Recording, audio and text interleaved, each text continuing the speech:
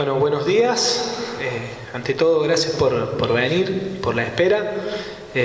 Hoy nos acompañan y le agradecemos el acompañamiento y la presencia del diputado nacional Carlos Gutiérrez, legisladores amigos provinciales Leo Carpintero, Milena Rosso, un amigo delegado del Ministerio de Gobierno Tito Koch, la vocal de la Agencia Córdoba Joven Magali Rojo, nuestra amiga Cintia Rojo, secretaria de Desarrollo Social.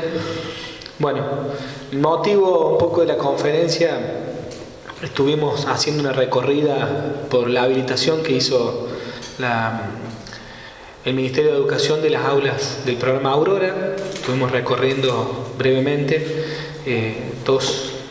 un aula y una batería de sanitarios que se hicieron en el Centro Educativo San Martín y un aula para el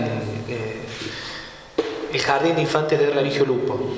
Y también, viendo también el anuncio y la buena noticia que también nos dio la gente de educación de una nueva aula para el Centro Educativo San Martín, para lo que sería el nivel también de Jardín de Infantes. Así que agradecerle la presencia a todos, agradecerle a Carlos, le voy a dejar la palabra, que amablemente ha venido a acompañarnos y ha recorrido las obras que tenemos en marcha. Bueno, muy buenos días. Complacido de estar aquí en Zafacho, siempre es un gusto venir a visitarlos, que nos inviten. Franco es un hombre de nuestro equipo y como lo son todos quienes han sido mencionados por él y que me acompañan o nos acompañan hoy aquí. Y es un gusto realmente porque también, una vez más, visitamos esta localidad trayendo buenas noticias, recorriendo, porque ustedes saben que la veda también tiene, abarca las actividades que el gobierno provincial pueda hacer, por lo tanto únicamente se pueden recorrer las obras, habilitarlas, porque evidentemente más allá de la veda, si hay una obra terminada no se puede dejar a los vecinos esperando los tiempos de la misma. Pero la satisfacción de ver que el programa Aurora, como tantos otros programas, en este caso un programa señero en materia de educación, de infraestructura ligada a la misma, se desarrolle de esta manera, diría yo, por un principio no solamente basado en la decisión de un gobierno provincial, de nuestro gobernador Juan Schiaretti y del ministro Grobac, sino del trabajo articulado con los municipios, con los intendentes. Y a partir de allí, por supuesto, con todos quienes integran la trama de la educación en la provincia, los docentes, los no docentes, etc., que da estos resultados. Yo les comentaba recién a quienes estábamos recorriendo que me venía a la memoria un reportaje que le hicieron hace no muchos días al ministro Grobac, y algún periodista insistía en lo que se llama el medio vaso vacío. Y él respondía, como es Walter, con mucha calma y mucha sapiencia también, respecto de que también es cierto que hay problemas, ¿cómo que no? Pero también tomemos conciencia que el tema educación, por ejemplo, como otros grandes temas como la salud y demás, abarcan y están plantados en una provincia muy grande y muy complejizada en su estructura económico, social. Nosotros tenemos 427 municipios y comunas en la geografía provincial. Entonces, digo, esto no para engañarnos respecto de que siempre hay cosas para mejorar y para hacer, pero sí también para valorar. Es bueno que valoremos lo que no es producto solamente de un gobierno, como yo siempre digo, sino que es producto del esfuerzo de todos los cordobeses, del trabajo conjunto, de que no importa cómo piense cada uno, pero que a la hora de construir estemos todos en la tarea común. Así que realmente muy complacido por eso, porque ver una vez más el necesario crecimiento de la infraestructura escolar, toda vez que va creciendo la población también.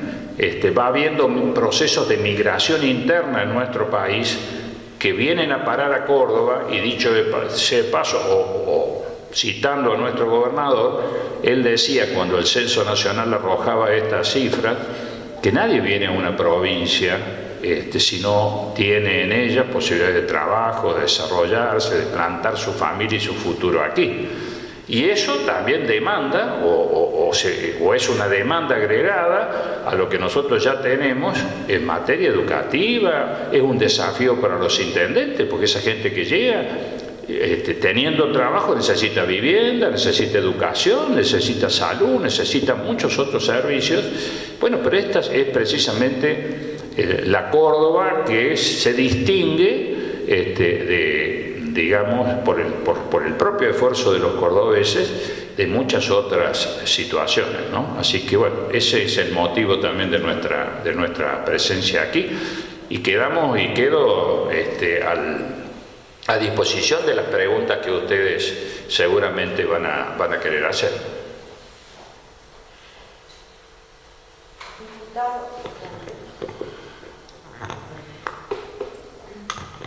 Hola, diputado, buenos días a todos. Hay un tema que ayer se ha planteado ya como una situación límite, que es la que están viviendo ahora las auxiliares escolares. Por ejemplo, acá anoche en el CENMA 202, en el bachillerato para adultos, no hubo clases porque la única auxiliar está en paro por tiempo indeterminado. ¿Han tomado alguna determinación con respecto a lo que ellas piden, que sostienen que no pueden mantener un diálogo con el presidente del ente, ¿no? Mire, no solamente se ha tomado una determinación, se ha cumplido con lo que habíamos, de alguna manera, más allá de la situación esta del mes vencido, de cómo eso opera respecto de cuál es el momento en que las auxiliares reciben su paga, pero eso ha sido efectuado en el día de ayer.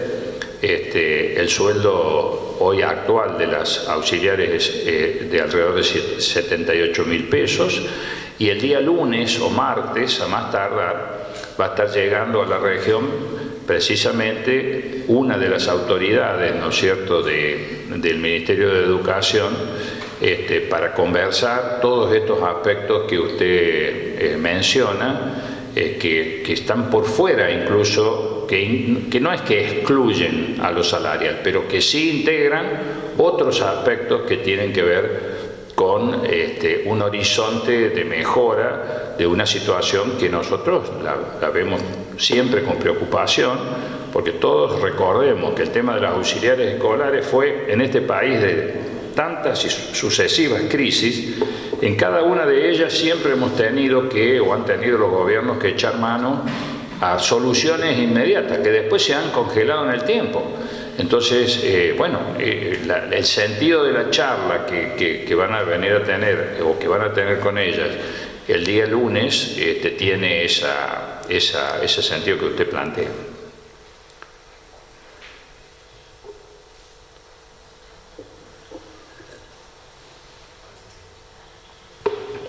Respecto de lo que vinieron hoy a hacer acá en Zampacho, hicieron la recorrida por las aulas y quedaron habilitadas, ¿es así? Sí, han quedado totalmente habilitadas, son aulas totalmente nuevas, se respira allí el olor a nuevo, baterías de baños y realmente salas que las propias autoridades de cada uno de los colegios esperaban con mucha ansiedad, porque esto es beneficio concreto para los chicos, y que por supuesto inmediatamente con el intendente planteándose los nuevos desafíos, ¿no? que es construcción de más aulas y a su vez de muchas soluciones como techar parte de los espacios al aire libre para que los chicos no tengan que salir, por ejemplo, cuando van a los baños y sufrir una situación de lluvia, por ejemplo, cosas por el estilo. Bueno, saliendo un poquito de la temática correspondiente al día de hoy, ¿no? ¿Cómo ve la candidatura, ya que estamos hasta un poquito tiempo también, ¿no?, de las nuevas votaciones, de las PASO? ¿Cómo ve la candidatura de Juan Schiaretti a la presidencia? La veo muy bien. Primero, recordarles a todos los zampachenses y a todos los habitantes de la región, a donde llegan muchos de los medios que están aquí hoy, que faltando tan poquito, como usted bien dice, el 13 de agosto no se elige presidente. Hay que tener claro eso. ¿Qué se elige el 13 de agosto? Se elige quién, en este caso los cordobeses, queremos poner en la cancha como nuestro mejor jugador para encarar el partido de fondo, el verdadero partido que se inicia con la elección del 22 de octubre, con la primera vuelta. Yo la veo muy bien a la campaña porque veo que esto que, de alguna manera también en razón de esto que hemos venido a recorrer hoy, yo decía que Córdoba se destaca sobre otras provincias y otras provincias hablan del modelo Córdoba. Y yo creo que el modelo Córdoba, que ha conducido por largos años, quien hoy es también nuestro precandidato a la presidencia, Juan Schiaretti, es un modelo que es perfectamente exportable, por decir así. Es un modelo, muy buen modelo para que copie el país. Sobre todo, primero porque si lo fuimos capaces de hacerlo en Córdoba, de construirlo en Córdoba, tranquilamente lo podemos hacer a nivel nacional. Y ese modelo tiene 2 o 3 características, para mencionar las más importantes, que son sumamente necesarias en el país hoy. Primero porque en Córdoba no hay grieta. Y no tener grieta es precisamente, aunque parezca esta una definición por allí que no se entiende tan fácilmente, no haber grieta, la importancia, me refiero, de que no la haya, nos permite a los cordobeses convivir de otra manera. Es decir, aquí no es que nosotros tengamos los cordobeses uniformidad de pensamiento, lejos de eso. Somos capaces, y está muy bien que sea así, de pensar distinto. Pero eso no implica que pensar distinto no nos lleve a poder llegar a conclusiones conjuntas y sobre esa base echar a andar siempre el progreso de Córdoba. Esa es la gran diferencia. Acá no hay grieta y eso es un símbolo de que el progreso necesita de consensos. No se puede estar peleando como perro y gato todo el tiempo. No es bueno eso, no lleva a ningún lado. Bueno, evidentemente ese proceso que inauguró el kirchnerismo de un método de construcción de poder, donde hay que inventar, si no lo hay, un enemigo para sobre ese enemigo montar una estrategia política donde lo importante es ganar elecciones sin importar cuáles son las consecuencias que los distintos programas de gobierno tienen para no tener, por ejemplo, 40% de pobres en el país, una verdadera vergüenza para todos nosotros. Bueno, en Córdoba esos consensos se logran. Muchas veces se logran más fácil, otras veces se logran con más dificultades, pero se logran. Y además porque acá hay lo que diría yo que necesita el país en esta tan severa crisis que vive, el elemento tal vez más escaso y más ordenador o reordenador de una sociedad que está absolutamente desordenada, que es la previsibilidad, la certeza. Yo le preguntaría a cualquier cordobés si espera que mañana se levante en esta Córdoba y encuentre un gobernador que le hizo juicio político al Superior Tribunal de Justicia. Yo diría que el 99% va a decir que no. Yo le preguntaría a cualquier cordobés si espera que mañana Schiaretti se levante y diga, contrariando todo lo que venimos sosteniendo durante tantos años de pelea, que no quiere que las retenciones al campo desaparezcan. Todo el mundo diría, no va a ocurrir eso. Y así sucesivamente. ¿Y por qué? ¿Por qué sucede eso? ¿Por qué la mayoría de los cordobeses no esperaría eso? Porque hay certeza en Córdoba. No andamos a los barquinazos un día para un lado, otro día para el otro, tomando decisiones que se terminan chocando entre sí. Entonces me parece que ese modelo se puede tranquilamente transpolar al país. El único que lo encarna, diría yo, con mayor justeza es Juan Schiaretti, por la sencilla razón que él lo hizo ya. Y eso es una gran ventaja, porque si hay algo que permanentemente nosotros vemos en la gira, en las preguntas, en la entrevista o en el diálogo con la gente, es esta cuestión: sí, ustedes prometen, pero ¿y después lo van a cumplir? O tal cosa que dicen, ¿se puede cumplir? Y nosotros aquí hemos probado que se puede. No es menor eso. Cuando nosotros hablamos, que es la otra cuestión por la cual me parece que es importante considerar, y sobre todo los cordobeses, que tenemos el mejor jugador para poner en la cancha el 13 de agosto, que es Juan Schiaretti, me parece que eso tiene que ver con que nosotros lo hemos practicado ya en Córdoba. Y es un horizonte de decir, bueno, este país tiene tan severos problemas que si no nos juntamos, si no nos dejamos de pelear entre nosotros, si no dejamos de diferenciarnos porque uno es peronista y el otro es radical, la eterna división que tantos dolores de cabeza ha generado en el país.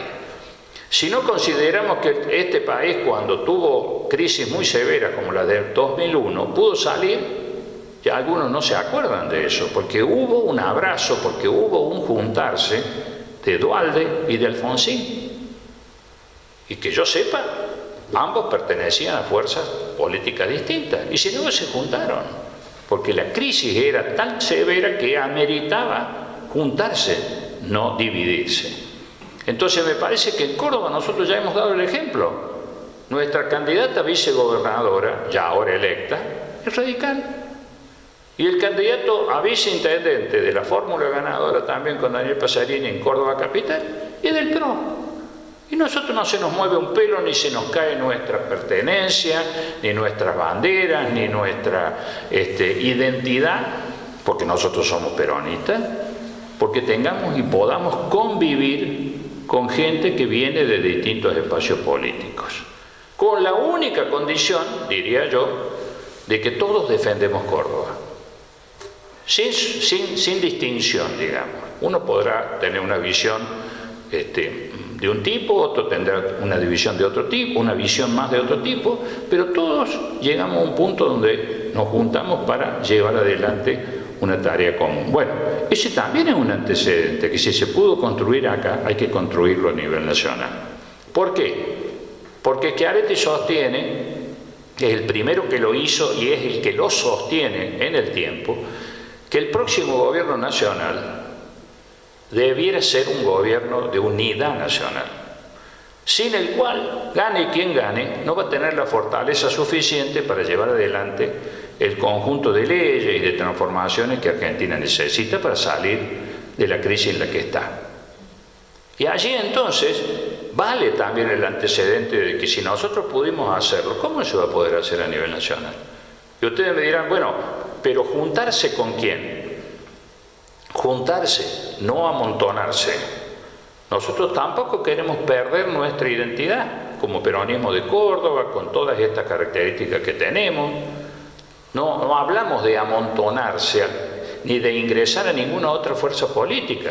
Hay cierto periodismo de la capital que o porque le conviene o porque hace una lectura muy propia de los medios capitalinos, dice, bueno, no, Schiaretti lo que va a hacer es, tiene una alianza con Larreta o en otro momento con fulana, y lo que va a hacer es, no, nosotros no nos vamos a incorporar a ningún lado. Lo que nosotros estamos dispuestos es a que todos aquellos que puedan acordar un programa de 10 o 12 puntos que nosotros consideramos centrales para sacar este país, vayamos juntos a ese gobierno de unidad nacional. Y ahí, si concretamos ese gobierno de unidad nacional, dentro o camino a ese gobierno de unidad nacional necesitamos el mejor jugador. ¿Para qué? Para que nos represente en ese gobierno de unidad nacional a los cordobeses y para que pelee por los intereses de los cordobeses, que es Juan Schiaretti.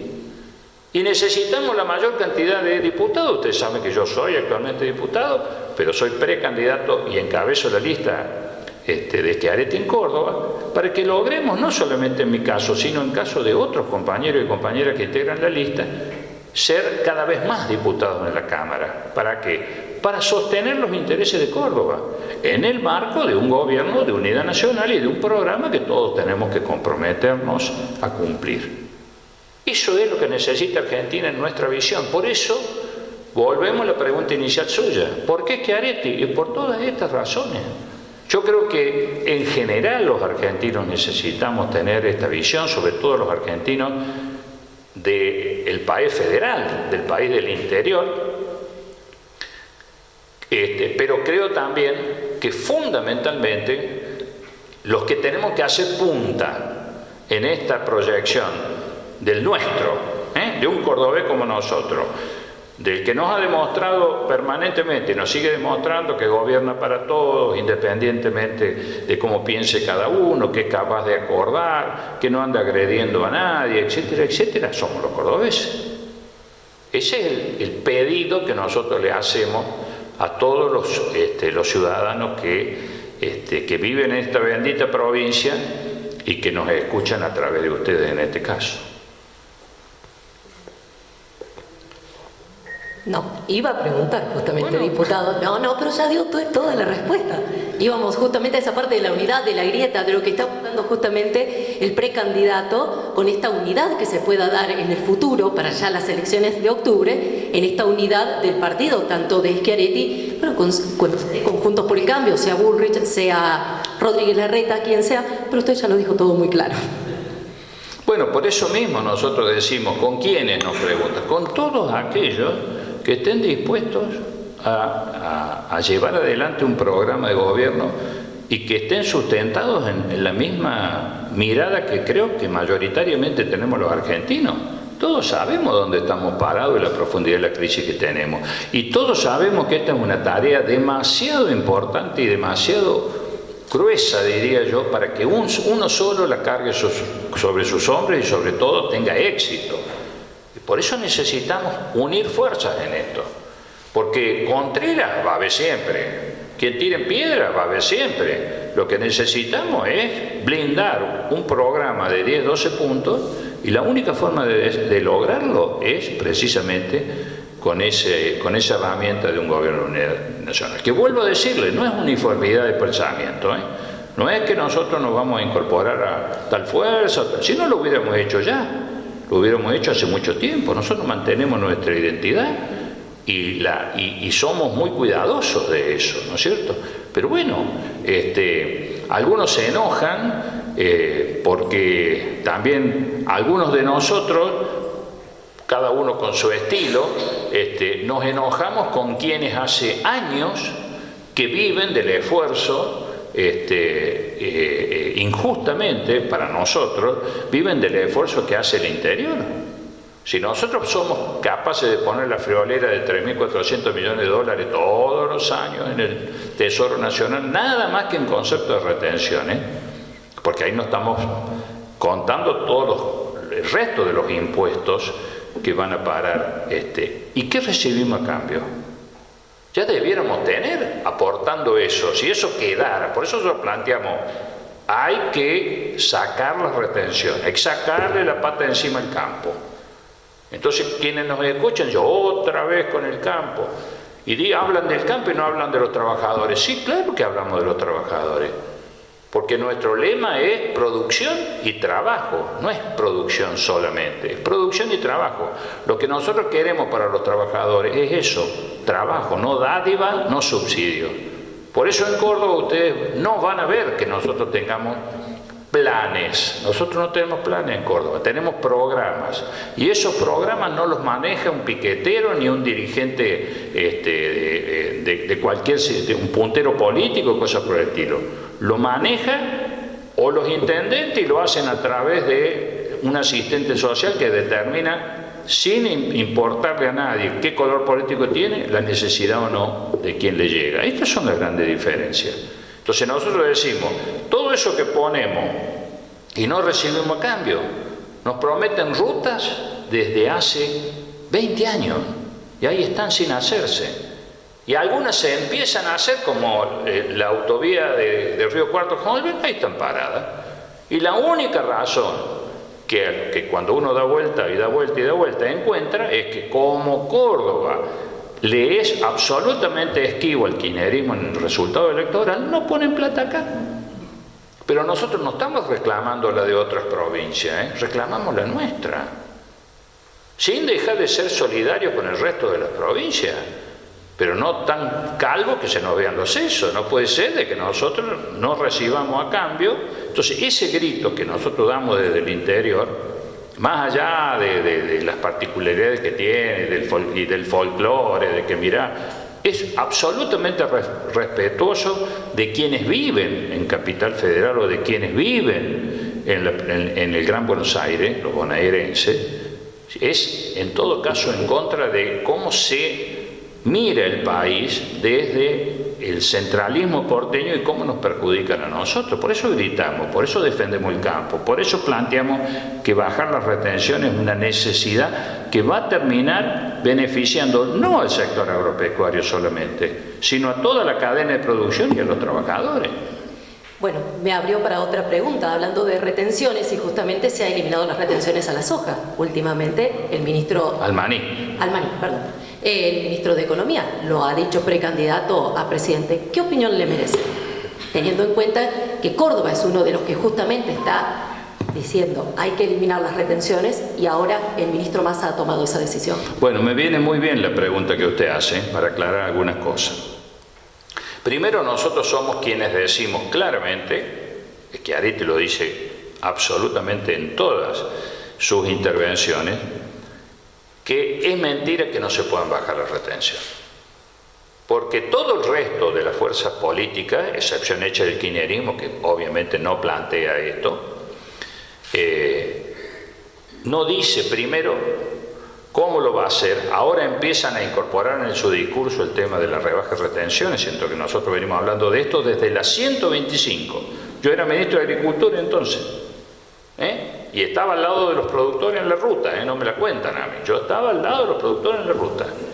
Y desde entonces venimos planteando la rebaja de retención. Entonces muchos nos dicen, no se puede bajar las retenciones porque se desfinancia el Estado. Eso no es cierto.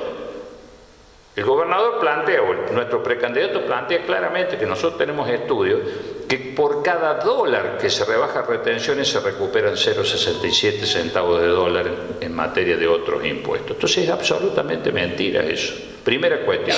Segunda cuestión, también es mentira no el hecho puntual de la rebaja de sacarle las retenciones al maní. Lo que no se dice allí es que primero llevamos una lucha muy larga porque las retenciones del maní estaban en el 12%, después pasaron al 4,5% y ahora pasan a 0%. Pero que además la precondición para eso fue de que nosotros peleáramos desde Córdoba también para que el maní fuese una economía regional. Ahora se cumplió. Y usted me puede preguntar, pero entonces, ¿cómo? ¿Usted está en desacuerdo que le hayan rebajado las retenciones al maní? No, absolutamente, yo aplaudo eso. Lo que digo es que como todo lo que hace el ministro Massa y lo que hace este gobierno son todos parches sobre parches. Y cuando uno pone parche acá, desacomoda esta otra cuestión. Y cuando pone acá, desacomodó aquella tercera cuestión. ¿A qué me refiero concretamente? Que el maní es una economía regional y estamos totalmente de acuerdo, exporta casi 1.000 millones de dólares por año y estamos totalmente de acuerdo que tenga retención cero. Ahora yo me pregunto, ¿la lechería no es una economía regional? Y sin embargo la lechería no solamente no se le sacaron las retenciones que están en el orden del 4,5% y del 9% respectivamente, en los dos rubros que exporta, sino que se le implantó un dólar, o sea, al maní se le da un dólar de 340 pesos, a la lechería no se le da un dólar de 340 pesos, pero la lechería tiene que pagar el alimento del maíz, por ejemplo, a un dólar de 340 pesos. Y la industria cárnica, pregúntele a los feedloteros de la zona, ya sea aviar, ya sea de carne vacuna, tiene que pagar el alimento con un maíz de 340 dólares. Entonces digo, estas asimetrías desacomodan todo. Es bienvenido que sea para los maniceros. El que recibe un beneficio dice, bueno, lo lamento, vayan ustedes a pelear por el resto, muchachos. Pero un país no puede funcionar así, porque el desajuste que genera todo esto, o sea, va a ir en detrimento de otros sectores y entonces la solución tampoco es bajarle las retenciones a un sector y no al otro.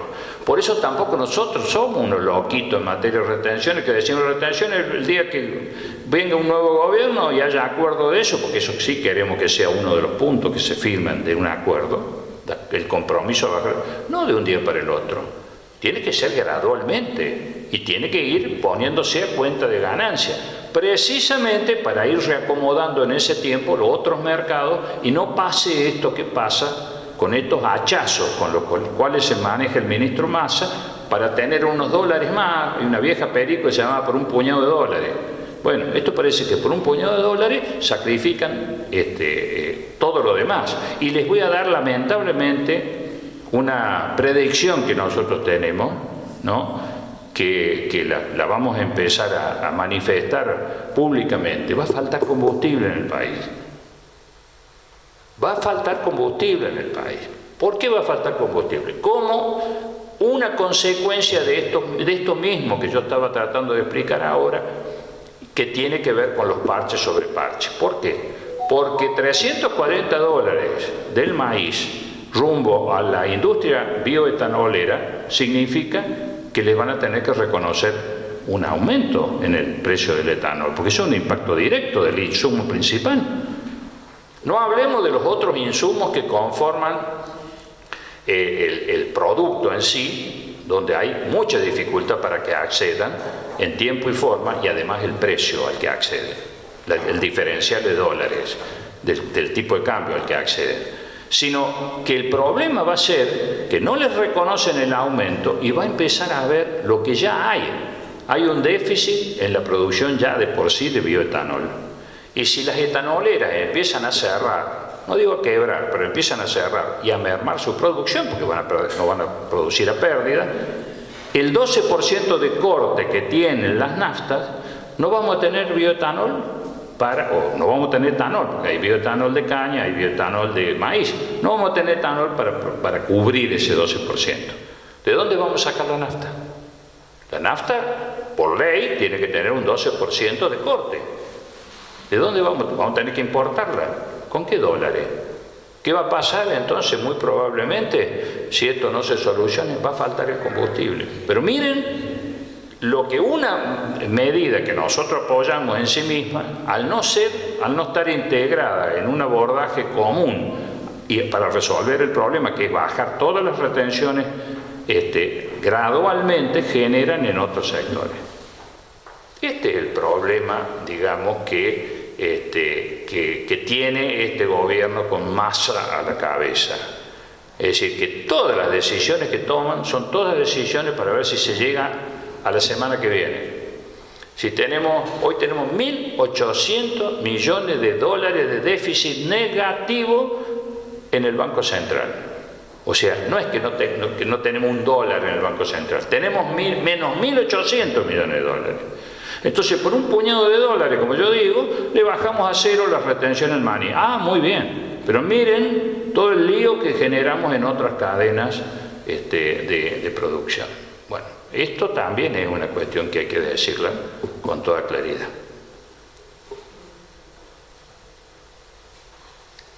Bueno, ¿estamos? Bueno, muchas gracias. Muchas gracias, Chef.